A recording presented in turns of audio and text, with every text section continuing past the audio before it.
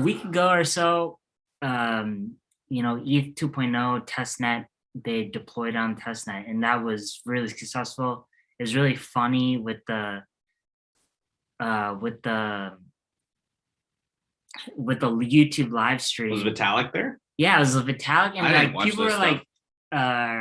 people were like singing songs and like all that shit, and it was like kind of a funny type of ordeal on the live stream. So that was a successful deployment, but then they they have a delay with the difficulty bomb, which is how they just to motivate proof of work to proof of stake, they're increasing the difficulty for miners in order to transition them from proof of work to proof of stake, to de-incentivize them to like continue um, um, their mining using their rigs.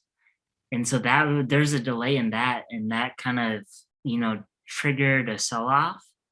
And then the Celsius happened where it figured out they were just over leveraged. Or a bunch of people wanted, and then the stake ETH on Lido depegged a little bit, and people got scared. And the thing was, the Celsius was not liquid. They could not refund or if people wanted out, they didn't have the ETH available to support that transaction. Many such cases. So They overextended themselves. I think we kind of need to explain ourselves a little bit though, because I think that like what happens is that basically in business terms, people took other people's money Yeah. and then did shady investments. Yeah, exactly. They really did like shady things. Degen with other people's money in order to give them the yield that they advertise. So an example of this would be, so for the merge, they're allowing people to stake their ETH, regular ETH, and then they'll get a 5.35 percentage, or maybe 4, maybe less, like 3 to 4. And then the thing called Lido is so that's locked if it's just staked. Lido is allowing you to transfer your locked ETH into staked ETH to earn a greater yield of like 5.35%. And so, but that allows you to use your staked ETH, to collateralize it and take out loans. And then, in order to increase that from, I think Celsius was offering 7% or 8%, they had to collateralize that stake ETH in order to increase the yield and of their own platform. So to raise that 2% basis point. But the thing is that if you choose to stake, there's a locking period of 1.5 years after the merge. So the merge hasn't even happened yet. So they were banking on, you've collateralized staked ETH, and then you're locked in at certain levels that are tied to Ethereum where you cannot escape. And then you need to bring collateral from other places, such as your investors' deposits that are in liquid assets until you're insolvent. If you have too much of it staked, it increases your risk level. And what really happened is that their risk tolerances, they're like doing this on Maker. At the end of the day, who cares how smart they are? But I mean, you want to do the Che Guavablin thing, and then Che, if you don't know, is Fu the Panda's alt. Yeah.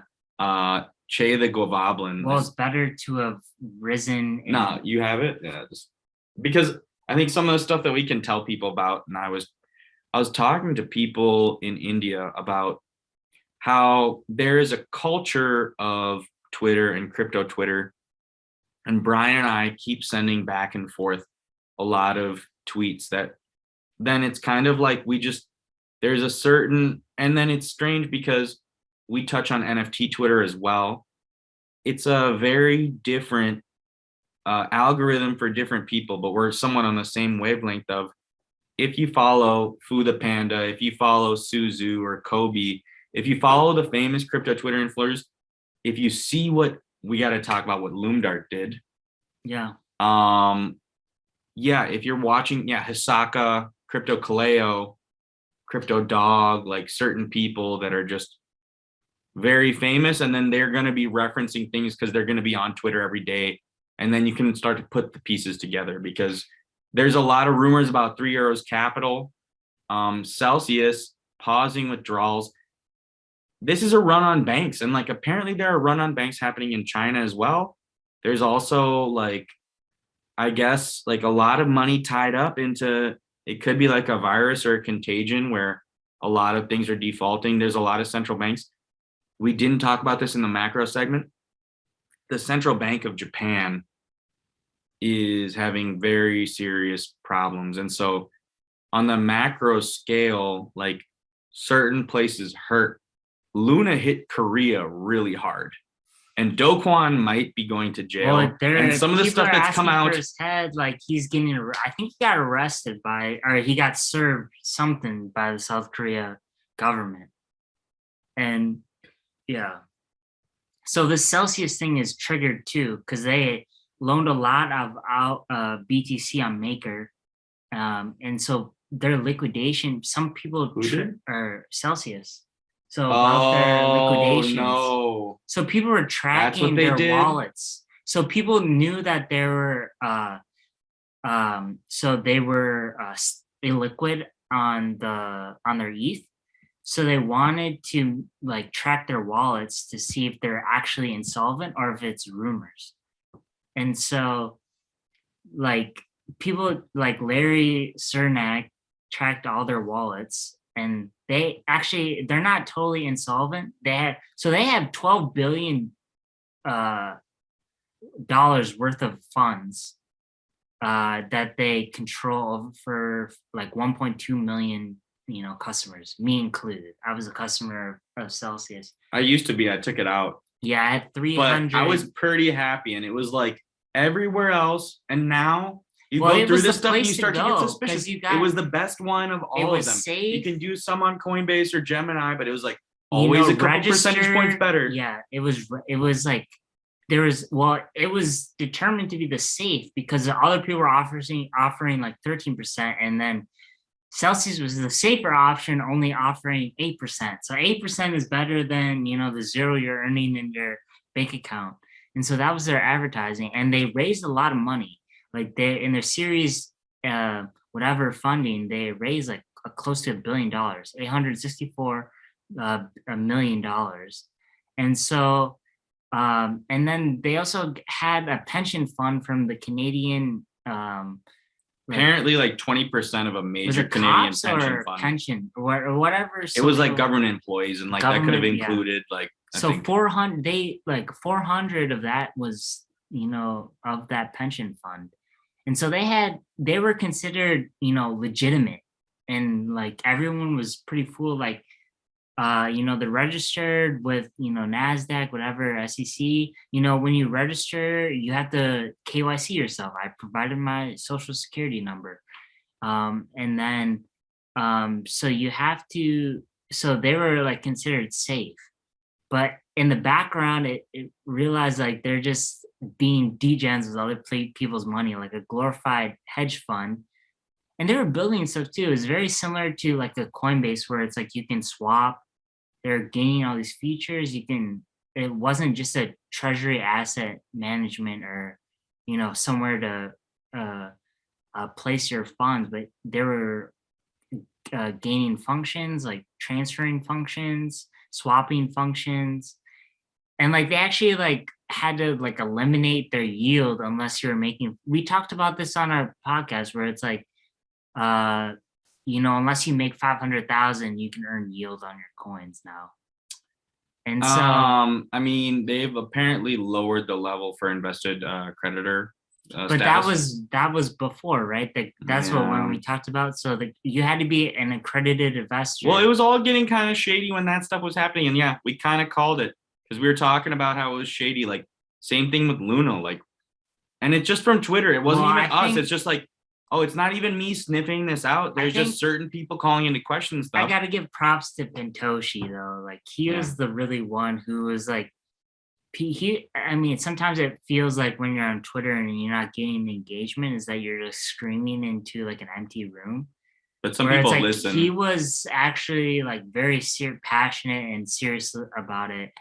And like even I'll share an anecdote where it's like he announced like 5 days before it happened where he was like, get your funds off Celsius. I don't even have funds in Celsius, but things are very, very sketchy with the stake ETH situations. And so, yeah, then I wanted, and then he's like, get out. And then I was in the process of doing that. And then, but the thing with Celsius is that you have to whitelist your address. You have to wait 24 hours. So it makes you wait another day. Luckily, nothing happened. But by the time it would happen, this was like 5 o'clock the Monday, and Celsius crashed. Like they sent out the memo at 9:30 p.m. on Monday, and so they ended up. So I my whitelist was cleared, and then I just like didn't do it. I just procrastinated. I was like, oh, I just have Link in my wallet. I don't have ETH. The problem is ETH, not Link. But then they froze everything. So, you know. Dude, I'm just gonna take one step away for a second, but just explain to like people that was like the story, but like Celsius is a person that takes custody of your coins and gives you returns. And then behind the scenes, I they know are they have not their own audited. token, but I no, And they had they their own were audited though. But I mean, at the end of the day, They were audited. and then who was it? Like there was like the joke that went around, and yeah, I mean, so their CEO is named Nuke, co-founder Nuke co- Goldstein. and people are like, his name was Nuke. Like, come on, like the been signals. Yeah, I mean, it's a joke, and no offense to that guy, and he's probably like under, really smart. but I mean, at the end of the no, I was about to say under a lot of pressure, and people say really smart, and it bothers me where, and we can maybe shift to the like 3AC in a little bit, but the oh, you're really smart, like that doesn't mean you can. It's almost worse because it's like you're given the power to make catastrophic mistakes, and you can be really smart and make worse mistakes, like compound them. Common sense isn't common. There's smart people doing really dumb things. And it's like that's gambling say, addiction. Like, book smart and street smart. You can Hey, wait, so where does the yield come from? Wait, so who's the sucker on the other side of this? Like, when's the new money come in and when should I get out? And it's just like, I mean, that said, I'm in it for the tech. But no, I'm just gonna step away for 1 second. But I want Brian to explain